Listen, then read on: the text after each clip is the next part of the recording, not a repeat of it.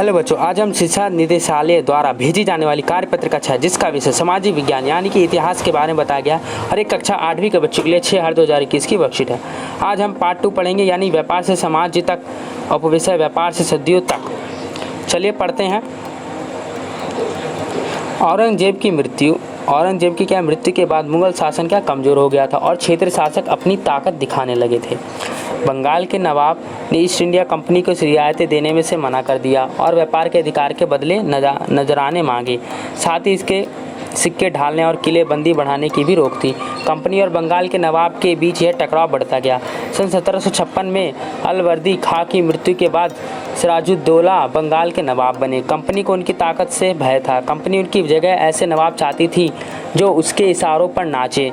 सिराजुद्दौला ने कंपनी को उनके राजनीतिक मामलों में टांग न अड़ाने का हुक्म दिया और टैक्स अदा करने को कहा, लेकिन कंपनी ने बात नहीं मानी। फलस्वरूप कासिम बाजार स्थित इंग्लिश फैक्ट्री पर नवाब ने कब्जा कर लिया और कोलकाता के किले पर कब्जे के लिए आगे बढ़े। आगे पढ़ते हैं। इधर कंपनी ने रॉबर्ट क्लाइव के नेतृत्व में सेनाओं को रवाना किया। रॉबर्ट क्लाइव को नौसेना का भी साथ मिला। इस तरह कंपनी और सिराजुद्दौला के बीच 1757 में पॉलिसी का युद्ध हुआ। इस स्थान का यह पाए जाने वाले पॉलस के फूलों के कारण पड़ा। पॉलिसी के मैदान में रॉबर्ट क्लाइव ने सिराजुद्दौला को हरा दिया।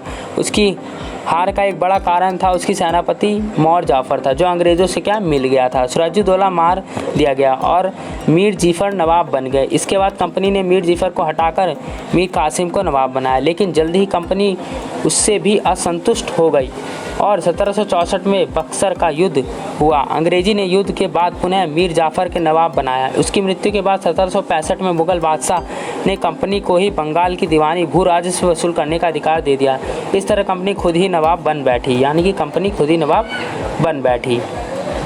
तो आइए क्वेश्चन करते हैं। क्वेश्चन करने से पहले बच्चों, चैनल पर नए तो चैनल को प्लीज़ सब्सक्राइब करिए, लाइक करिए, शेयर करिए, ताकि हर बच्चे के पास इस वर्कशीट का आंसर पहुंचे। तो चलिए पहला क्वेश्चन को देखते हैं। दीवान अधिकार से आप क्या समझते हैं? दीवान अधिकार से हम यहाँ समझते हैं, यहाँ पे देख सकते हैं पहला भू राजस्व वसूल करने का अधिकार।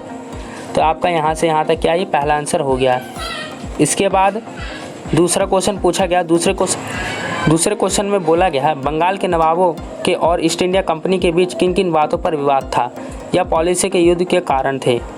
तो इसका आंसर आप यहाँ से देख सकते हैं। सिराजुद्दौला ने कंपनी ने यहाँ देख सकते सिराजुद्दौला ने कंपनी के उनके राजनीतिक मामलों में टांग न अड़ाने का हुक्म दिया और टैक्स अदा करने के कहा, लेकिन कंपनी ने बात नहीं मानी। फलस्वरूप कासिम बाजार स्थित इंग्लिश फैक्ट्री पर नवाब ने कब्जा कर लिया और कोलकाता के किले पर कब्जे के लिए आगे बढ़ा। इसके बाद इसके आगे आपको लिखना है। इधर कंपनी ने रॉबर्ट क्लाइव के नेतृत्व में सेनाओं को रवाना किया और रॉबर्ट क्लाइव के नौसेना को भी साथ मिला। इस तरह कंपनी सिराजुद्दौला के बीच क्या सन 1700 कंपनी पॉलिसी का युद्ध हुआ। यहाँ तक क्या आपको बच्चों आंसर लिख लेना है। यहाँ तक आपको क्या दूसरे का आंसर बच्चों लिख लेना है, ठीक है, यहाँ से यहाँ तक। फिर क्वेश्चन में पूछा गया सिराजुद्दौला की हार का मुख्य कारण क्या था, यानी सिराजुद्दौला के मुख्य हार का कारण क्या था। तो आप इसका आंसर यहाँ से यहाँ तक लिख सकते हैं।